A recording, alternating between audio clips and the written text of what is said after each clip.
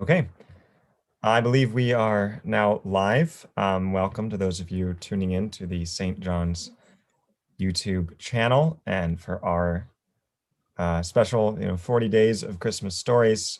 This here is the December 1st edition. And I'm your host, I suppose, in a sense, Jamie Silva. And here reading today, we have Lisa Carrazza. Lisa, welcome. Hi. So just wanted, do you want to tell the folks, which I'm sure most of those viewing know perfectly well, but nonetheless, just, tiny bit about yourself and how long you've been at St. John's?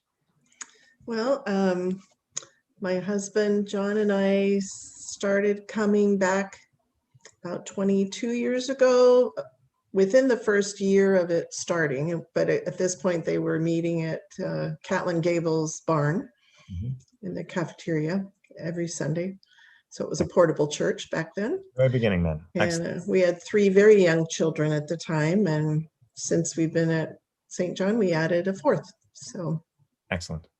Well, good. And could you share with us, since it's Christmas themed series here, maybe something that you and your family like to do growing up as a Christmas tradition, or something that you like to do these days? Well, in probably the last 10, 12 years, I think, we have a tradition of when we go out, we would go way out into the country to find a tree farm. So it was a long drive. And we would listen to a wonderful recording of the Christmas Carol by Patrick Stewart. And that was what we would listen to on the way to get our tree and back. But now we have a vehicle that doesn't have the ability to play CDs. So we play it while we're decorating the tree at home now. But we love Dickens' Christmas Carol. That sounds very festive, but also very, I don't know, very sort of somber and it has some meat to it, but it's very enjoyable also, but it makes you think. And particularly, Patrick Stewart and the reading, I'm sure that's lovely. Well, grand. What have you brought for us to read today?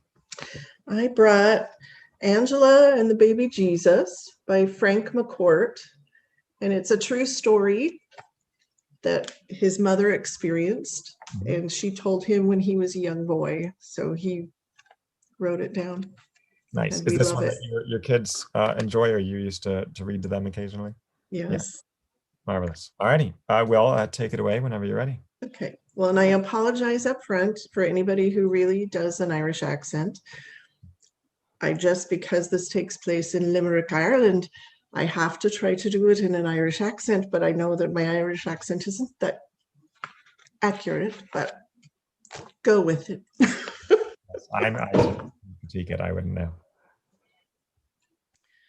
When my mother, Angela, was 6 years old, she felt sorry for the baby Jesus in the Christmas crib at St. Joseph's Church near Schoolhouse Lane, where she lived. She thought the baby Jesus was cold and wondered why no one had put a blanket over his plump little body.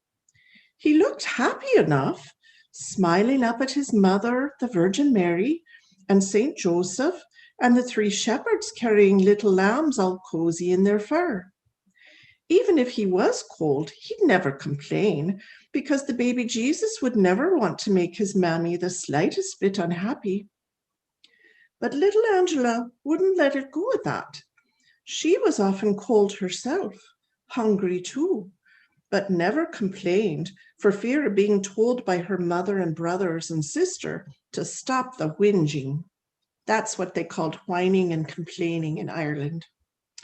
No, she'd have to do something about the poor little baby Jesus, and she wouldn't tell a soul in the world.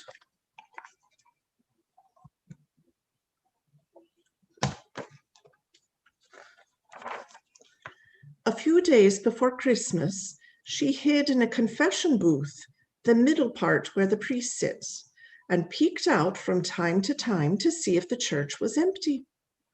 Old people like Mrs. Reedy and Mr. King knelt in the pews praying, snuffling and thumping their chests. And Angela wondered why they didn't go home and have a nice cup of tea with lots and lots of sugar. When she let out a little sneeze herself, The old people looked frightened, wondering where that sneeze came from. They whispered to one another if there must be a ghost in the church. They shuffled away as fast as they could.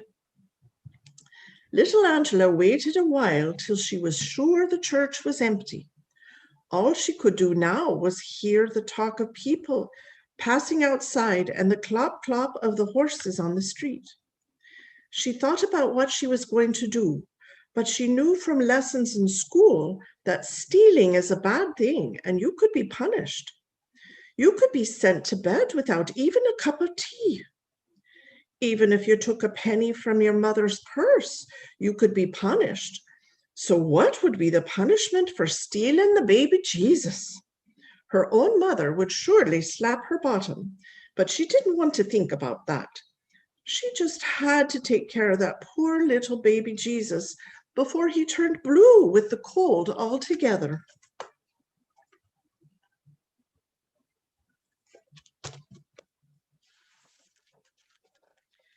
She was surprised at how cold and stiff he was, not soft like the babies on her street. When she lifted him from the crib, he kept on smiling at her the way he smiled at everyone else. The Virgin Mary, St. Joseph, and the 3 nice shepherds with their lambs, and the 3 wise kings with all their presents. She felt sorry for them that they wouldn't be able to look at the baby Jesus anymore, but they didn't seem to mind. Besides, making him warm was the important thing, and they'd never begrudge him that.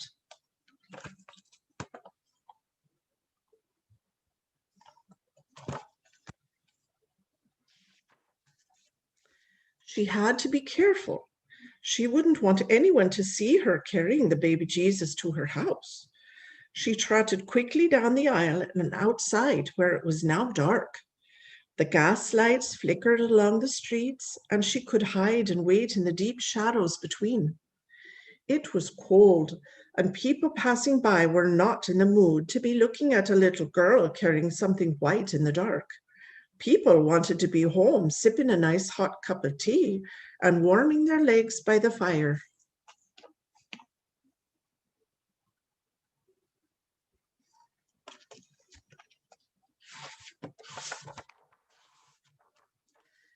Then she stopped. How was she going to take the baby Jesus into her house, with everyone gawking and wanting to know who was that and what was she doing? She wouldn't go in the front door.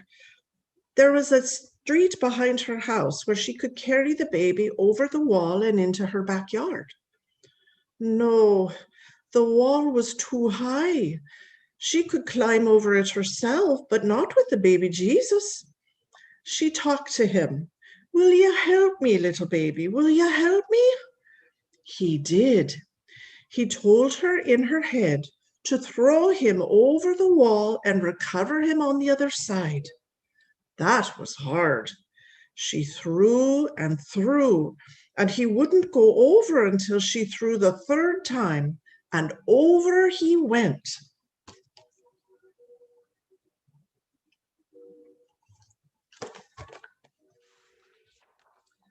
Then the terrible thing happened.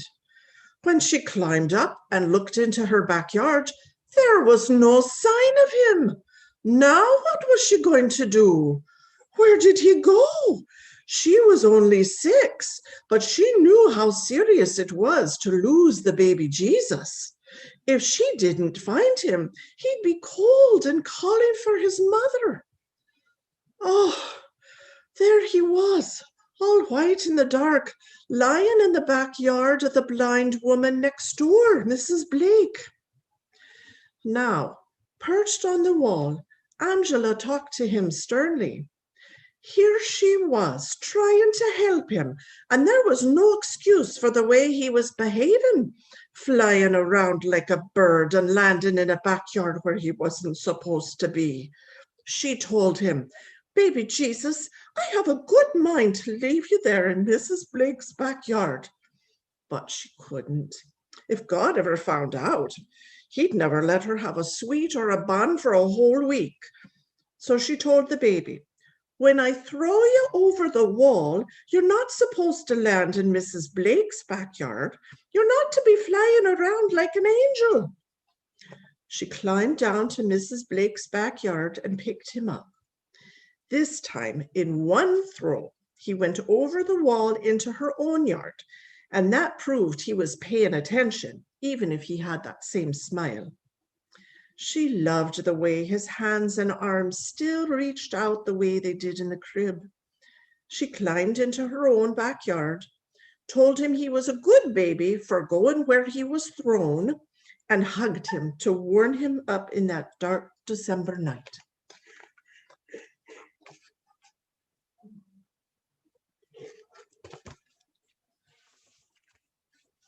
She nearly died of fright when the back door of her house creaked and out came her brother Pat going to the lavatory. He stopped and stared at her and the baby, but she didn't mind because he was like a baby himself and often said foolish things even she wouldn't say. "Is that the baby Jesus you have there?" "'Tis." "He's supposed to be sleeping in his crib abroad in the church, and you have him here in the freezing cold." "I'm warming him up," she said. "His mother will be roaring and bawling when she sees him gone." "She won't mind. She wants him to be warm too." "All right, so."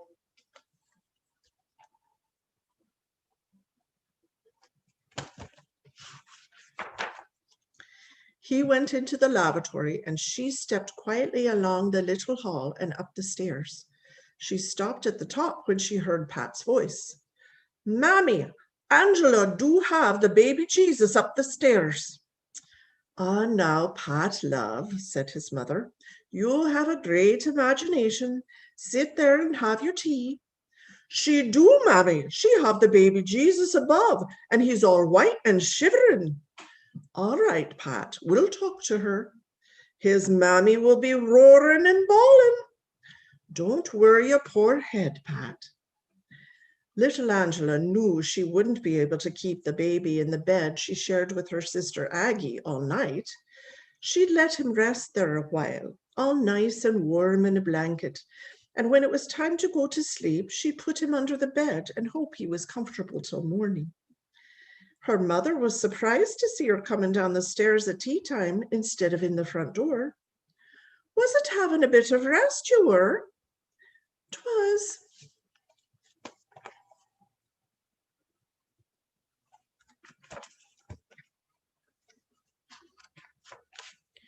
After tea, she was allowed to sit by the fire, listening to the talk of her family.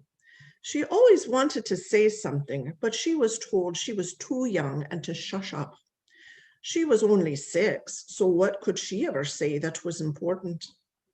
Tonight, she didn't mind one bit. She had a big secret. Baby Jesus above in the bed, nice and warm. It was hard for her to keep that secret, but she could not say a word, or they'd all want to see him and play with him like any old doll. She had a doll once, which she still cried over when she remembered how her sister Aggie pulled it off its head and laughed. Her family laughed again when Pat told them how he'd seen Angela with the baby Jesus in her arms out in the backyard. But when they laughed, he cried, "She have God in the bed, so she do."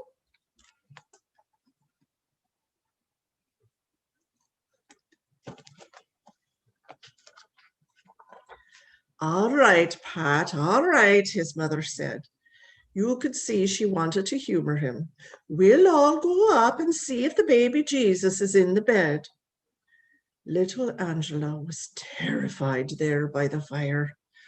What would she do if the family went upstairs and found the baby Jesus in the bed? Her mother would surely slap her bottom and make her go to sleep without her tea and bread.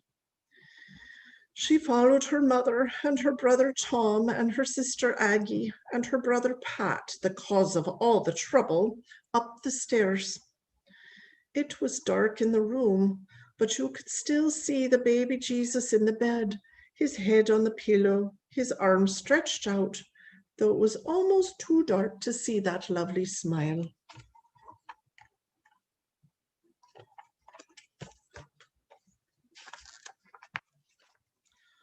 Mother God, said little Angela's mother, is that the baby Jesus from St. Joseph's?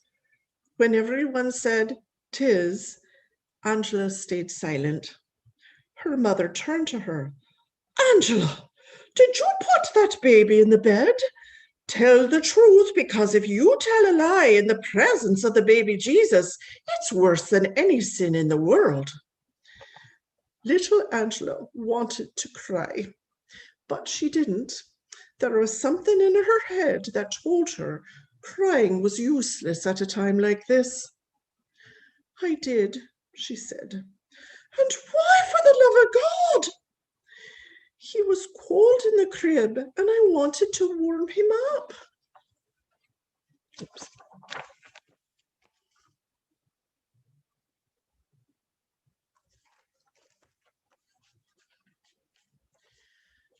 Tom and Aggie laughed, and their mother told them to be quiet.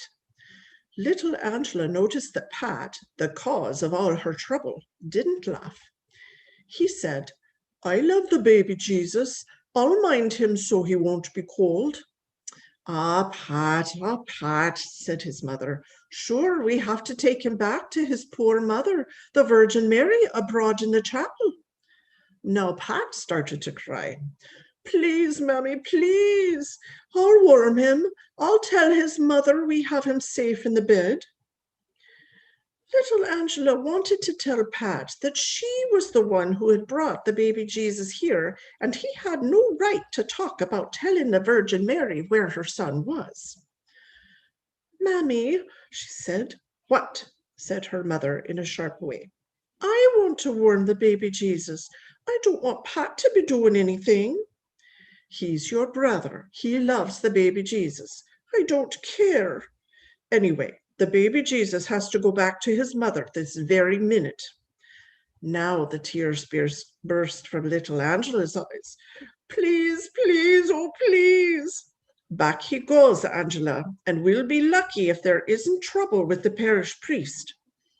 Her mother wrapped the baby in her black street shawl, and they all walked round the corner to return him to his mother in St. Joseph, and the shepherds with their nice warm lambs and the 3 wise kings.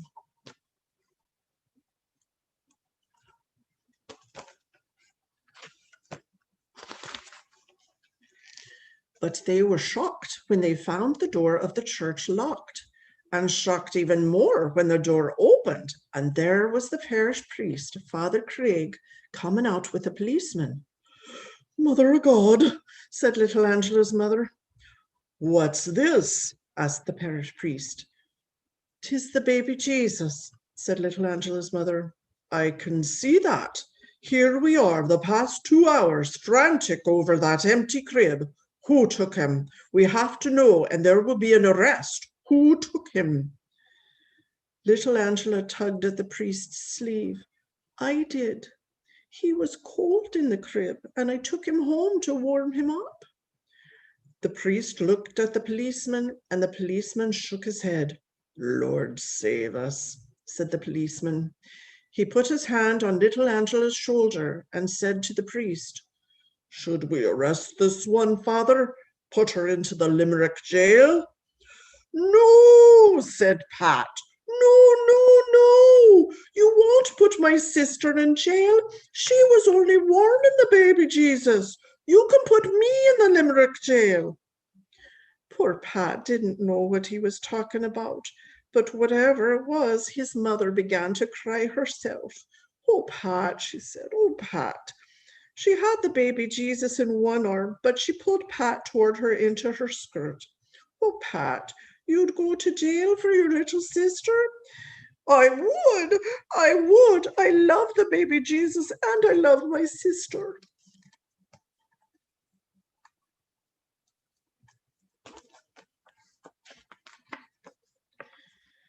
The strange thing now was the tears twinkling on the cheeks of the priest in the December moonlight. The policeman coughed and gave his baton a little bit of a twirl.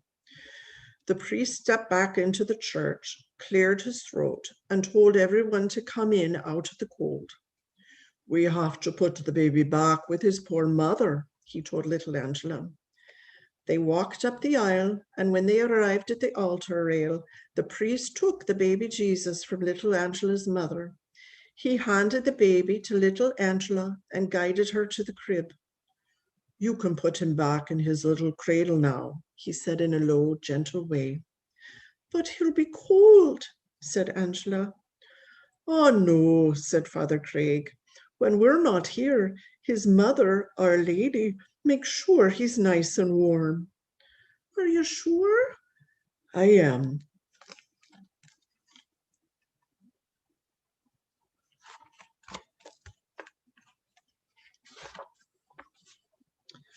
When she put the baby Jesus back into the crib, he smiled the way he always did and held his arms out to the world.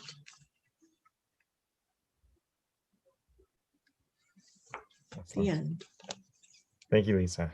I like how much tea figures into that. Yes. And I've got my Irish breakfast right here for the occasion. Perfect. Perfect. That's lovely. Well, grand. Thank you so much for reading. And I would just note for those viewing either live or later that we'll put a link to sign up yourself for subsequent readings on days. Have a lot of spots I think open next week and maybe even Thursday. I'll have to check. But at any rate, we are looking for more readers, and it's a lovely thing to participate in together. I will be back hosting tomorrow at this same time. So I look forward to seeing you virtually then. Lisa, thank you.